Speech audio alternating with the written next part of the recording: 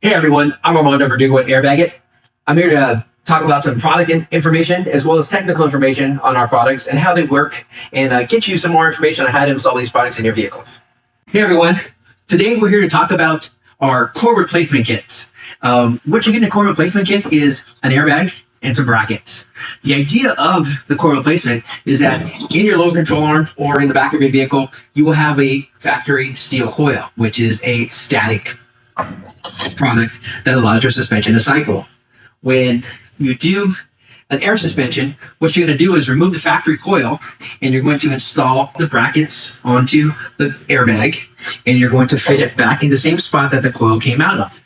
Now, one thing that you will notice when you install that is this is a bit shorter. The thing is, this bag is not fully inflated, so this is not the full extent of travel of this bag. This bag, being a 2,500 pound bag, will extend to a length of 10.5 inches, which with the brackets should be equivalent to what your factory coil is, but it will still be a little shorter because this will not compress as much as this factory coil does as soon as you get weight on it.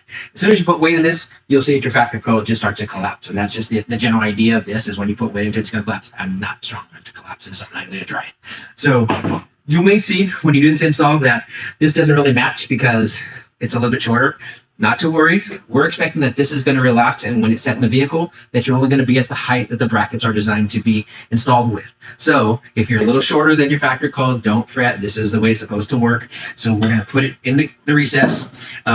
This dirty old load control arm, as you can see, has a recess, and our brackets are designed to fit directly into it like this. So this isn't going to move as soon as you put it to the upper. Your upper cup will be in here. Sometimes your upper cup may have a bolt, so you'll see different configurations of upper mounts, lower mounts. So we have a few here as examples, but sometimes your upper cup may have a bolt that's actually welded in and put through here. So that goes into an upper mount that might have a hole in the center for a shock.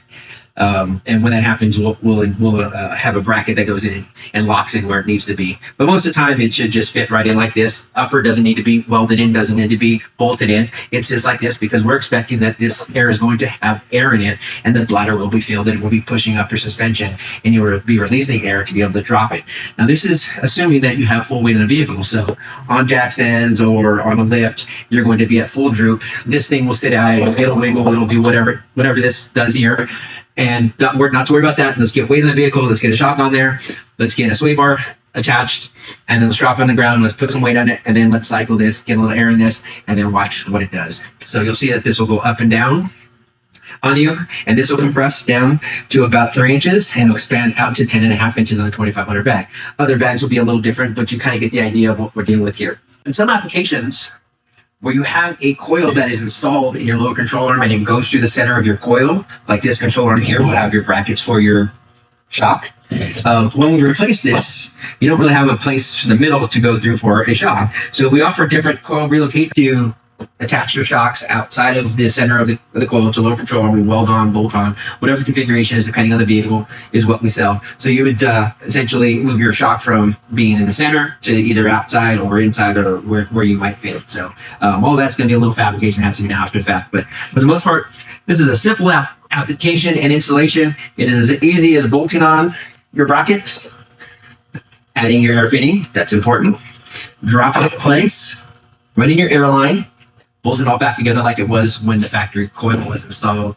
Then get your air management system in, install it, and start adjusting your ride height, and you'll start seeing the up and down movement of the airbag.